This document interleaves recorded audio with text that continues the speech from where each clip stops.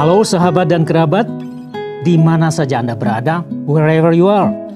Saya Frederick Makitan, jumpa lagi dengan Anda dalam ruang yang sama, yaitu dalam acara Dia.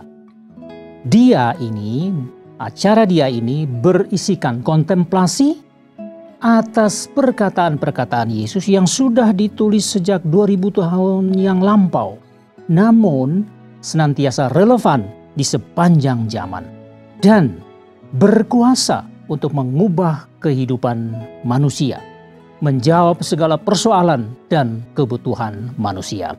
Now get your message. Sahabat dan kerabat, renungan kita hari ini akan didasarkan atas firman Tuhan yang ditulis dalam Yohanes pasal 2 ayat yang keempat, yang bunyinya demikian.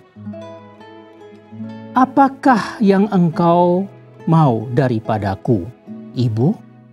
Saatku belum tiba.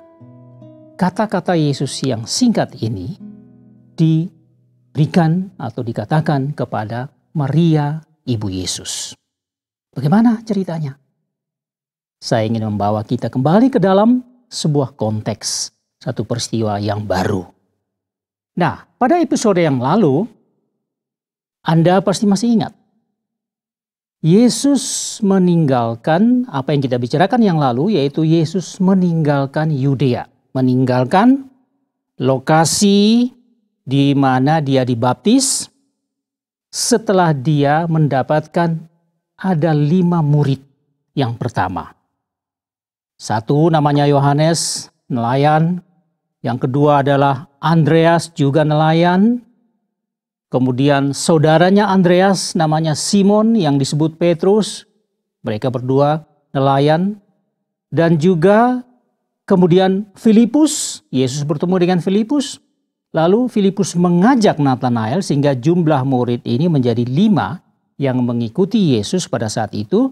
Dan pada hari itu Yesus memutuskan untuk meninggalkan Yudea, meninggalkan lokasi sungai Yordan, dan mereka harus melalui Samaria berjalan pulang ke Galilea. Karena semua ini, orang-orang ini semua, termasuk Yesus sendiri, berasal dari Galilea. Yesus dari Nazaret, sedangkan ini Simon, Andreas, dan Filipus, mereka berasal dari, kalau tidak salah itu Betsaida di Galilea, di pinggiran Danau Galilea. Jadi mereka harus pulang kembali ke sana, di mana Yesus akan memulai pelayanannya yang meluas kepada publik bersama-sama dengan murid-murid yang pertama ini. Nah, Yohanes mencatat bahwa pada hari yang ketiga, mereka tiba di Galilea, di kota Kana. Ini berarti Yohanes menghitung dari hari pertama saat Yesus dan murid-murid ini meninggalkan Yudea. Kemudian perjalanan membutuhkan waktu kira-kira 2 hari, jalan di waktu siang. Kemudian mereka tiba sehingga pada hari yang ketiga mereka sudah tiba di kota Kana. Ini satu kota kecil, kota Kana. Kota Kana ini jaraknya hanya kira-kira 7-9 kilometer dari kota Nazaret, kota di mana Yesus dibesarkan di sana. Kota tempat tinggal berdomisilinya orang tua Yesus, Yusuf dan Maria. Nah, kota Kana ini dia ada di sebelah antara utara dan timur. Itu berarti timur laut ya, northeast, timur laut. Jadi kira-kira 7-9 kilometer, jaraknya dekat. Itu kalau orang berjalan paling ya 1 jam lah sudah sampai. Nah, jadi mereka datang ke kota Kana. Mengapa ke kota Kana? Karena mereka diundang. Jadi Yesus dan murid-murid ini diundang ke kota Kana karena di sana ada satu peristiwa yang besar juga, yaitu perkawinan, satu pesta perkawinan.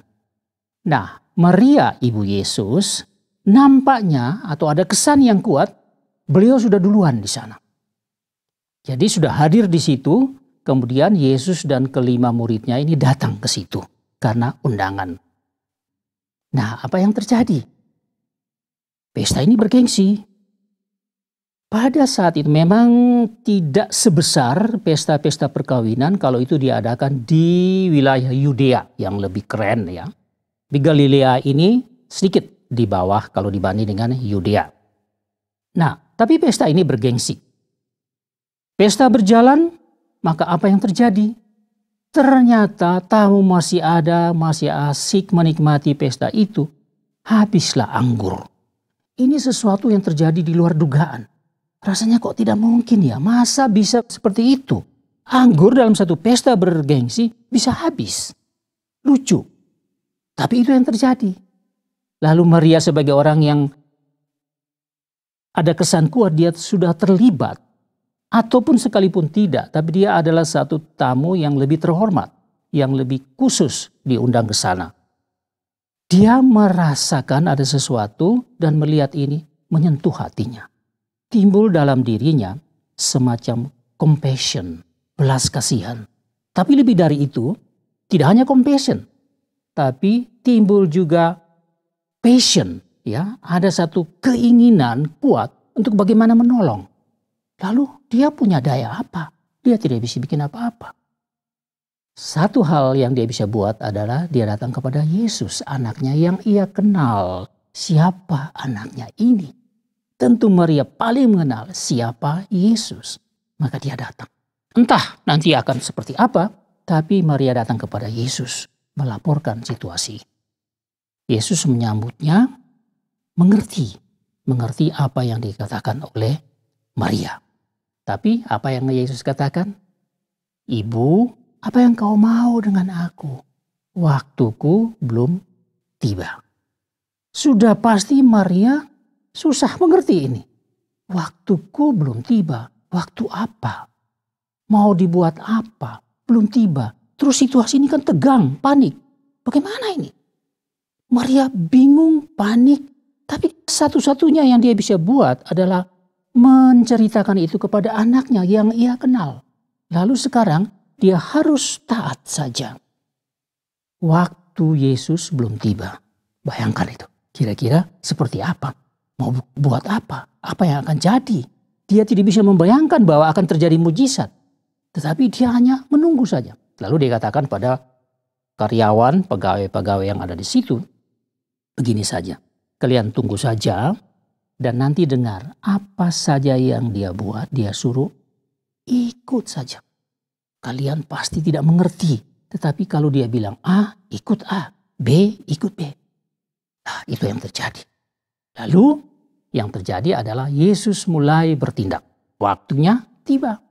Dia mulai bertindak. Karena Yesus selalu dalam berbuat apapun, dia selalu mencari kehendak Allah Bapanya dan mencari tahu kapan waktunya yang dikehendaki oleh Allah Bapanya untuk dia melakukan sesuatu.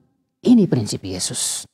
Maka yang terjadi, Yesus mulai menyuruh pegawai-pegawai, petugas-petugas yang ada di situ mengisi semua tempayan yang ada dengan air. Ada 6 tempayan.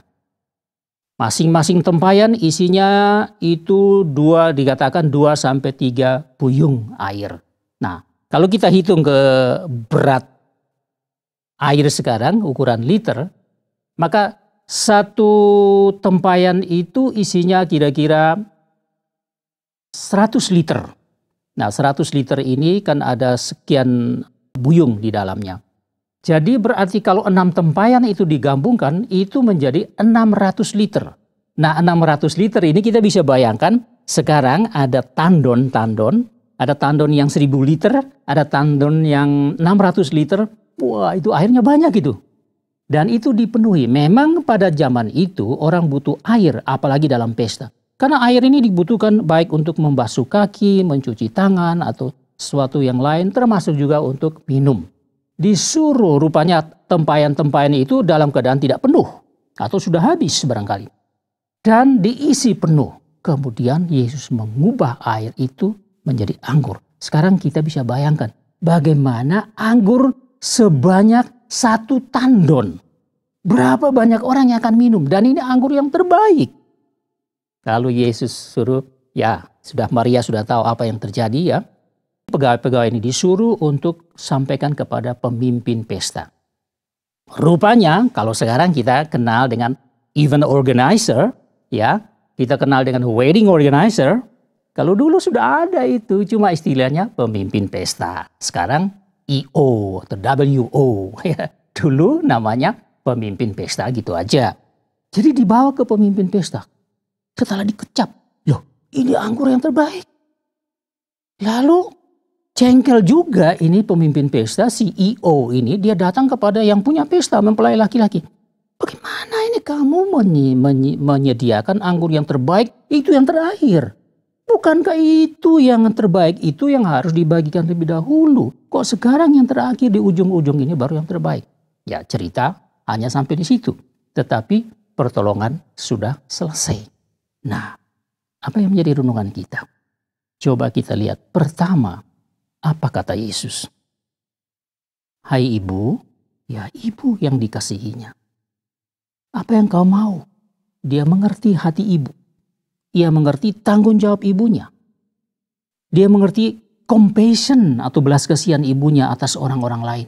Ia mengerti passion atau keinginan untuk menolong. Keinginan yang kuat untuk menolong orang lain. Walaupun itu mungkin tidak ada hubungan keluarga sama sekali.